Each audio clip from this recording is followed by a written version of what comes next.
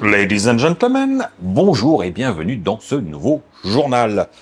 Bon, pour commencer, encore désolé pour la semaine dernière. Je vous l'avais annoncé que potentiellement il n'y aurait pas de journal.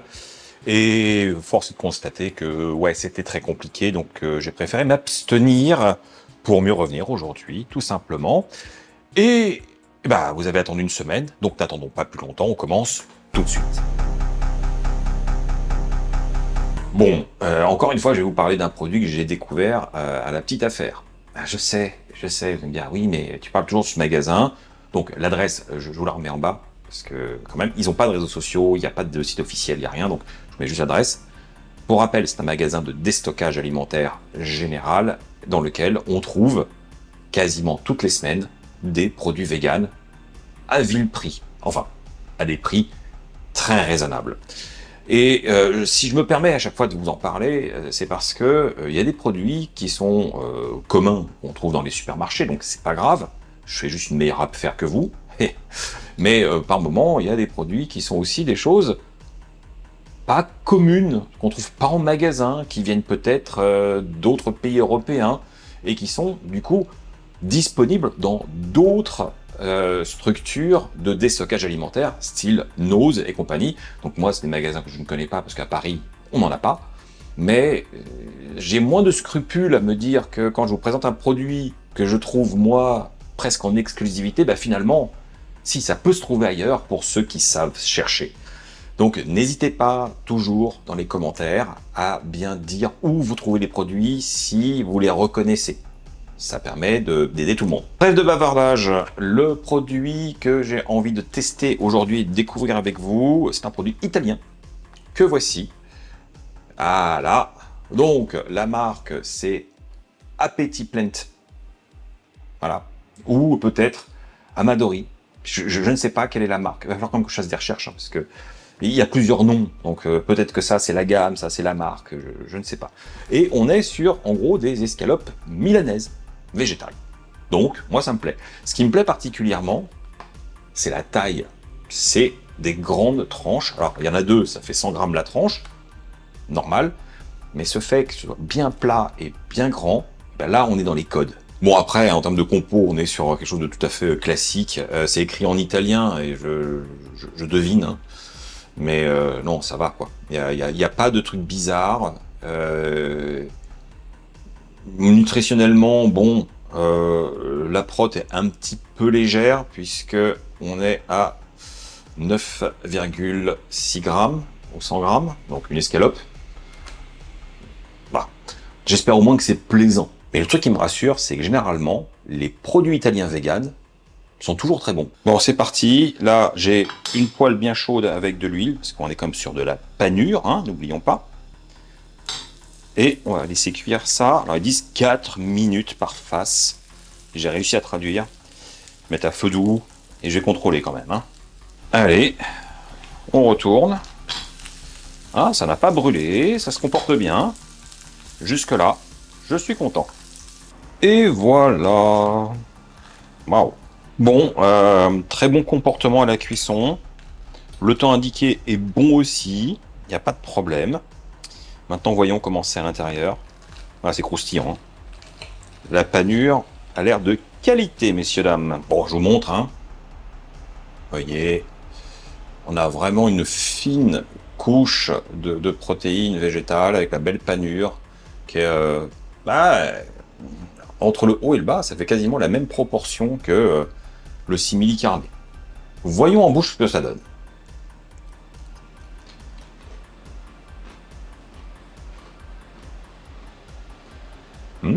Je ne m'attendais pas que ce soit aussi bon. Il y a vraiment tout. C'est bien assaisonné, il y a un goût puissant, hein, c'est pas fade du tout, du tout. C'est pas dans l'excès non plus, hein, mais c'est vraiment bon. Un côté très gourmand. La texture, j'avais peur qu'il y ait un peu trop de panure, mais en fait, ça donne vraiment du crunchy dans l'ensemble, avec quelque chose de plus tendre au centre, avec une bonne mâche. C'est très satisfaisant. Alors certes, j'aurais aimé quand même qu'il y ait beaucoup plus de protéines que ça, mais vous l'avez compris, on est quand même quasiment, en termes de volume, à 50-50 entre la panure et la prot. Donc Ouais, oui, forcément, forcément. Alors on va dire que c'est plutôt un ingrédient, enfin un produit plaisir. Voilà, c'est pour se faire plaisir. Alors c'est pas vide non plus, mais voilà, il va falloir compenser dans un autre repas avec un truc un peu plus protéiné comme pour... voilà. Bref, si vous voyez passer, bah moi je vous dis, testez. Parce que dans le côté escalope panée, schnitzel, escalope milanaise, pour moi là, j'ai quelque chose qui est dans les choses les plus réussies que j'ai pu goûter à ce jour. Donc c'est pas négligeable. Bon, clairement, la série dont je vais vous parler là aujourd'hui, c'est pas d'une première fraîcheur, alors c'est pas très très vieux. Il s'agit de Black Summer, qui se trouve sur Netflix et qui est composé de 2 saisons. Donc d'entrée de jeu, je vous le dis, c'est une saison qui ne sera pas renouvelée alors qu'elle aurait pu. Mais rassurez-vous, si je me permets quand même de vous dire allez-y, regardez, c'est que il y a une fin ouverte certes, mais il n'y a pas de frustration. Voilà, on va quand même au bout d'un récit. Donc, tout va bien, c'est tout à fait regardable. Cette série, c'est une série zombie. Eh oui, oui. J'adore l'univers zombie. Alors, j'adore. J'ai eu une grande passion à un moment et puis je me suis lassé. Mais de temps en temps, quand il y a un truc qui sort de l'ordinaire, je suis toujours vraiment ravi de me replonger dedans. Et Black Summer, ça fait partie de cette série que j'ai mis dans ma liste en attendant peut-être mieux, je sais pas. Et là, je me dis, oh allez, quand même, je vais regarder, on va voir. Et puis si j'aime pas, j'arrête. Et le problème, ou l'avantage, c'est que j'ai adoré d'entrée de jeu. Alors c'est un peu particulier puisqu'on est sur donc une série post-apocalyptique entre guillemets puisque ça commence 6 semaines après le début de l'infection des premiers cas de zombies. Ce sont des zombies qui sont assez dynamiques. Hein, ils courent, ils hurlent, ils sont très sensibles au son et à la lumière. Voilà, on n'est pas du tout sur le zombie moribond qui a du mal à avancer, qui est très lent et qui grogne gentiment. Non, là on a l'impression d'avoir des enragés qui ont une sorte de colère fiévreuse pour s'attaquer à tout ce qui bouge. Donc c'est une sacrée tension. Le contexte, comme je vous l'ai dit, c'est 6 semaines après le début de l'infection, et on va suivre différents protagonistes.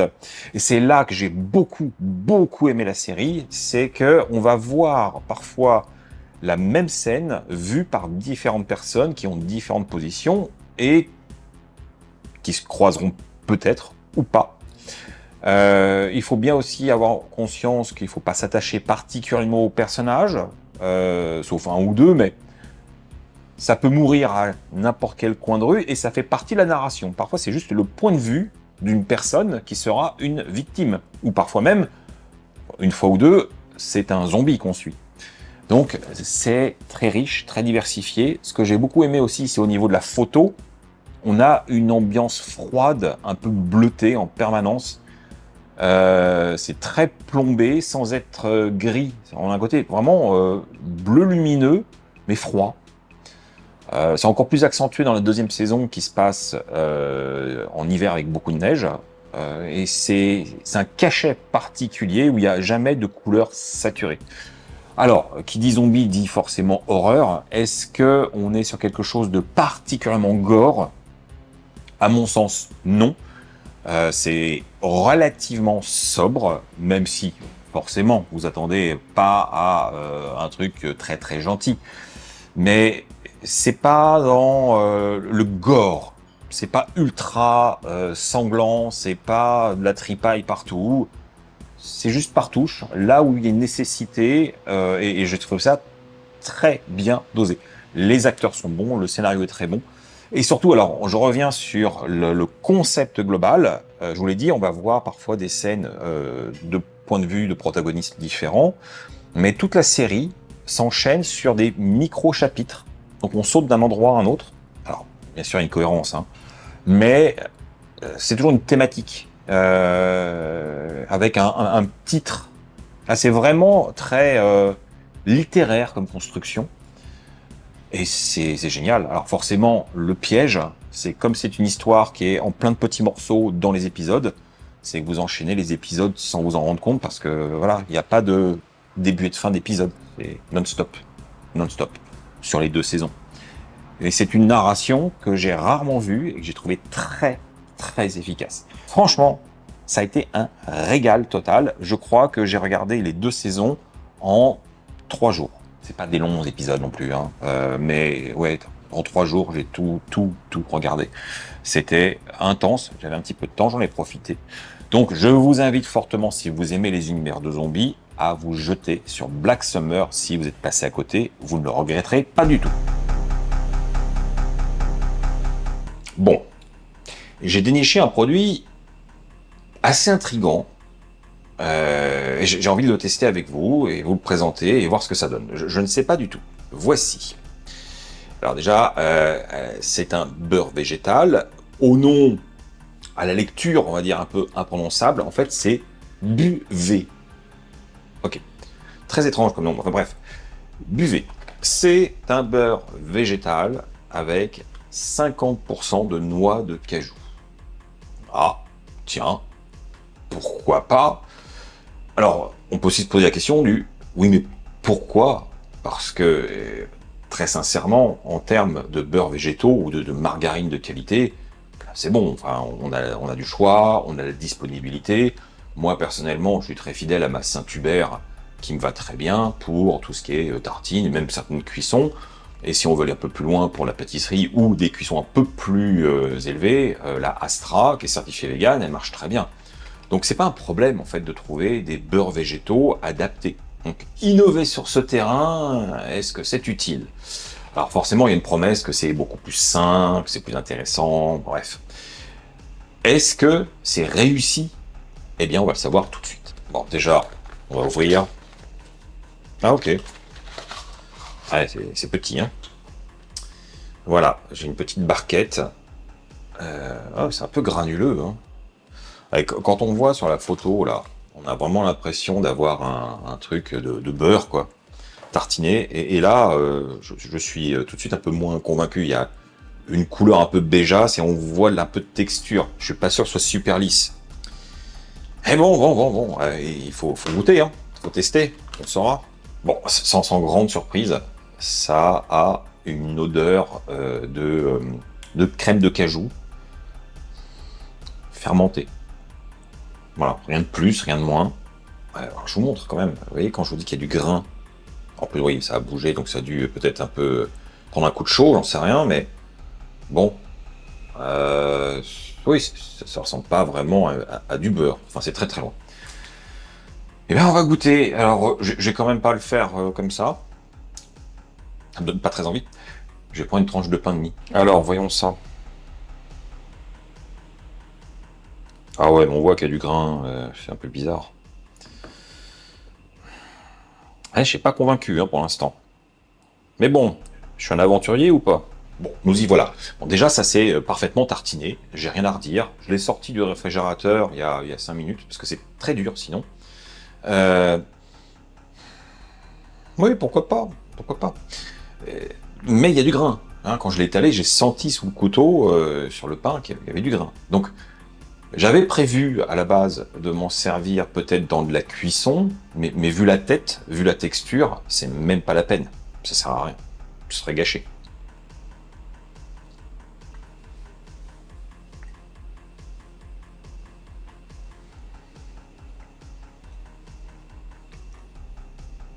Je mentirais si je disais que c'est mauvais. Parce que c'est pas désagréable. Mais ça n'a pas un goût de beurre. Ça n'a pas une sensation de beurre. C'est une sorte de tartinable à base de noix de cajou fermentée.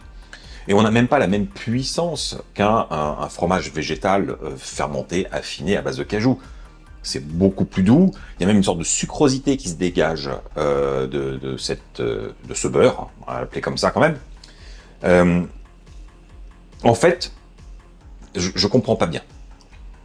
C'est bizarre de dire que c'est une alternative végétale de haute qualité au beurre, pour finalement avoir un produit qui n'a pas un grand intérêt, parce que si j'ai envie d'avoir ce petit goût, bah, j'achète un pot de crème de cajou et je tartine mon pain. Ça marchera aussi bien, ce sera fluide, il n'y aura pas de problème, ça me coûtera certainement moins cher.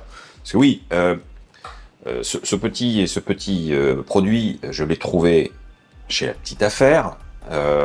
Ça m'a coûté quand même, sachant que c'est un magasin pas cher du tout, 1,99 pour 125 grammes. Et c'est une super réduction. Donc on peut imaginer qu'en magasin, c'est un produit qui coûte bien 4 euros, toujours pour 125 grammes. À moins de 4 euros, j'ai un gros pot de 500 grammes de Saint-Hubert. Voilà. Donc, intérêt, pas nul. Bref, vous l'aurez compris, ce n'est pas Buvet qui va me faire changer de crèmerie, sans mauvais jeu de mots. Mais c'est intéressant d'essayer d'autres choses. Mais faut-il encore que c'est un intérêt soit technique, soit gustatif, enfin quelque chose. Là, je comprends pas. Je comprends pas. Mais est-ce que vous avez déjà vu ça dans des magasins? Est-ce que vous l'avez goûté? Est-ce que vous avez apprécié? Est-ce que vous avez trouvé, au contraire, un intérêt particulier que j'ai pas discerné? À vous de me dire.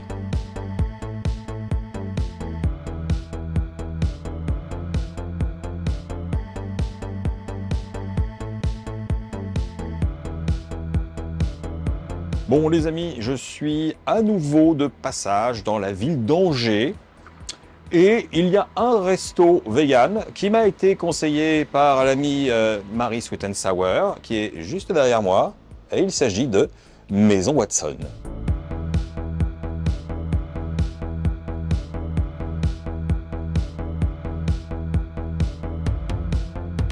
Bon, ça y est, on est installé, on a commandé. Alors le choix est très restreint, et ce qui est plutôt rassurant, puisqu'on est sur une carte saisonnière et qui change chaque semaine selon les inspirations de la chef en cuisine. Là, moi, j'ai décidé de prendre le burger, qui est sur une base de falafel et non pas de simili carne. Donc ça, c'est plutôt cool, ça change. Et puis, Laura, elle a décidé de prendre le bol du jour, qui est sur une base de salade piémontaise avec du houmous.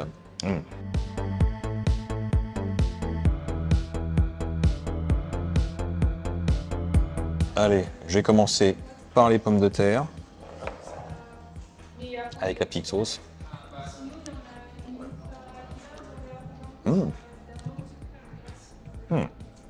sais pas ce que c'est ça, mais c'est très très bon. Les pommes de terre sont parfaitement cuites, des petites herbes aromatiques par-dessus. Juste salé comme il faut, sans excès. Ça me plaît. Et voici le fameux burger falafel. Alors, il y a de la sauce, il y a de la salade et des carottes. Le pain, il y a plein de petites graines. Il est frais. Il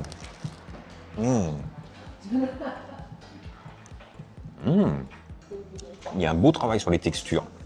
Effectivement, le pain est vraiment frais, ça se ressent. Le falafel est juste croustillant comme il faut, avec le goût classique attendu. La carotte est légèrement marinée. Ça donne vraiment quelque chose en bouche. Elle a une texture différente. Je m'attendais juste à de la carotte. Mais non, il y a un petit truc en plus. Il y a juste ce qu'il faut de salade sans excès. La sauce, excellente. Bref, c'est un bon burger. Un très bon burger même.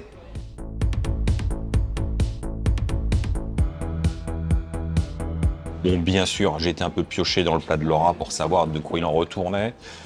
Alors, déjà, le houmous, c'est un houmous à la carotte et la carotte fumée. Donc déjà, ça a beaucoup de parfum, ça a un volume en bouche particulier avec une belle longueur, superbe texture, rien à redire. La petite salade piémontaise, alors les dés de jambon ont été remplacés par du tofu, c'était très équilibré avec la pomme de terre qui a une belle cuisson, qui se délite pas, une sauce bien liante, il y avait tout ce qu'il fallait. Voilà, j'ai pas été goûter les crudités autour, hein, je les laisse manger quand même, je suis pas non plus un goinfre. Et alors si vous pensiez que j'allais partir sans un dessert, c'est mal me connaître. Et il y a une tarte amandine à la rhubarbe, et ça je dis oui.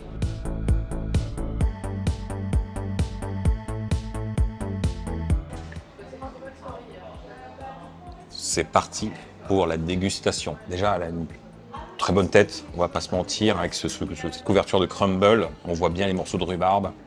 Ça a l'air gourmand. Il y a un petit peu tiède. Oh. Oui.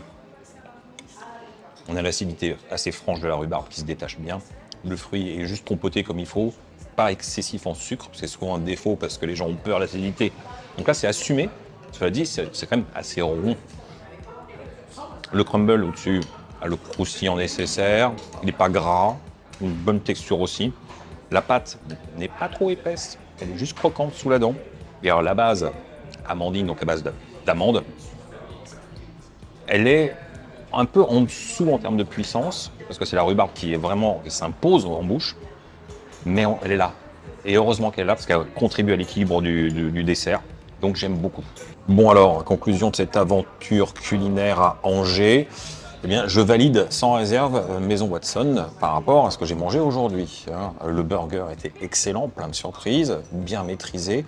Et je vous avouerai, je me suis dit, ouf, c'est assez risqué, parce qu'un steak de falafel, c'est peut être vite sec.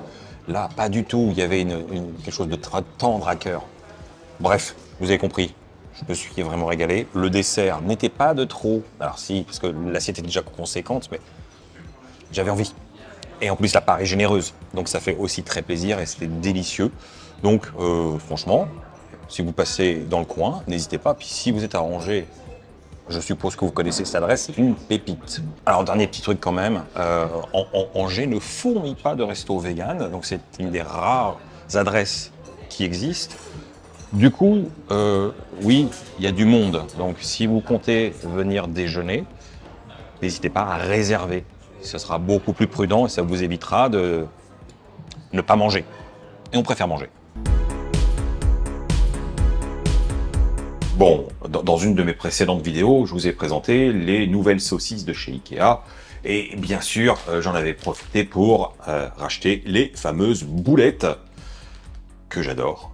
Et j'étais sage, vous voyez, en 2 semaines, j'y ai pas touché. Ouais, parce qu'aujourd'hui, j'ai une envie, c'est d'essayer de faire une sauce crémeuse comme la tradition suédoise l'exige pour servir les boulettes. J'en ai mangé en Suède, j'ai déjà vu la version viande, j'ai lu la théorie, et je me dis, ah, mais oui, donc je peux le faire moi-même. Donc aujourd'hui, on va faire les boulettes à la suédoise, accompagné non pas juste d'une purée de pommes de terre, mais comme une autre fois je vous avais présenté les flocons de pommes de terre que j'avais trouvés dans une épicerie indienne, on va faire une purée de chou-fleur avec de la fécule dedans. Donc un hybride, purée allégée.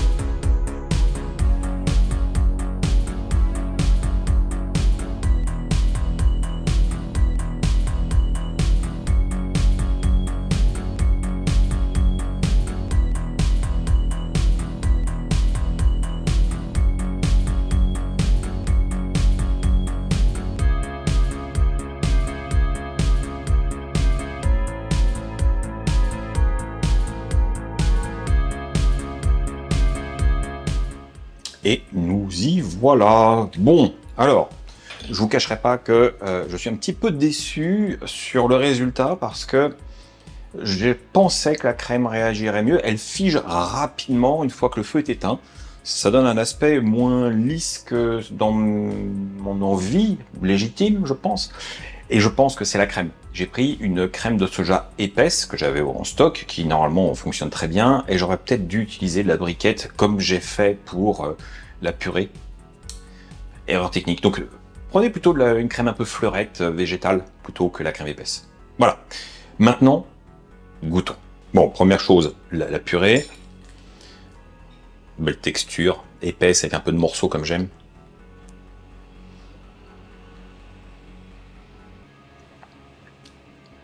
Et j'ai une bonne idée. Franchement, avoir rajouté la fécule de pomme de terre pour faire un liant et épaissir le côté très léger d'une purée de chou-fleur, bah ça fonctionne super bien. Et alors l'aneth, c'est bien dosé avec la crème, c'est harmonieux.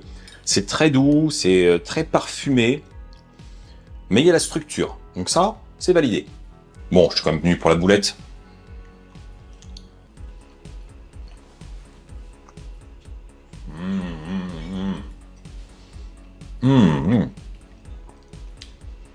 La sauce est peut-être un petit peu trop épaisse et légèrement figée, mais en tout cas, elle est très très très bonne. Et alors la boulette, franchement la boulette Ikea, c'est dommage que son taux de protéines soit aussi faible. Parce que sinon, c'est un produit qui est incroyable avec de la longueur, de l'umami, une super bonne texture. C'est un produit qui est réussi. Et là, avec ça, waouh! Eh ben, j'ai passé un très très bon repas, ma foi. Donc voilà les amis, maintenant vous savez comment faire des boulettes à la suédoise de manière relativement simple.